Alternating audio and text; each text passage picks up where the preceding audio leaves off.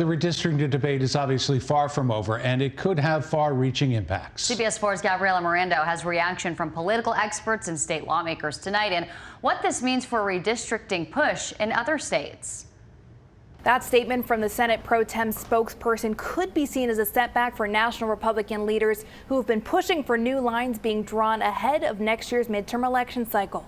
This is a really pivotal moment, and we haven't heard explicitly from the Senate leadership until now. The push to redistrict started months ago, landing in Indiana in August with the first of 2 visits by Vice President J.D. Vance. The polls and information and data that he shared about what other states have done in the past was extremely compelling. The White House has said it's trying to get a clear path to keeping the Republican majority in the U.S. House of Representatives. Nationally, this really puts the Republicans and President Trump in a difficult position. We know that California is planning to move forward. We know that Texas already has. We've looked at Missouri, Ohio. The fact that the Senate majority is saying, quote, the votes aren't there for redistricting proves something many have been suspecting.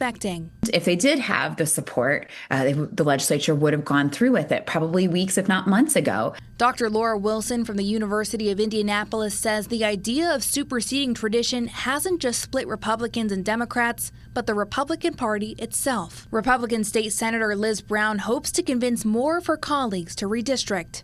When we have special session, I'm assuming we're going to, and we're all there together talking, maybe some of my colleagues who haven't had the opportunity to get all the information they need will have the opportunity to talk to them. Wilson also says it may be hard to convince state lawmakers to support redistricting when they're largely up for re-election next year. There have been a number of polls suggesting Hoosiers don't want to see redistricting, and those state legislators would oftentimes likely take the fall for the decision they'd have to make, essentially assuming all that risk without any of the direct benefit. Wilson says today's news could draw more eyes come 2030 when the state is set to draw new lines, but the Republican push and the Democratic relief may not be long-lived. Support changes regularly, and though there might not be the support right now after these congressional midterms, there's nothing to say that this conversation doesn't necessarily come back up again, whether it's in Indiana or nationally as a whole. Wilson says as the administration tries to flip districts in the Republicans' favor in 2026, they may have to look elsewhere.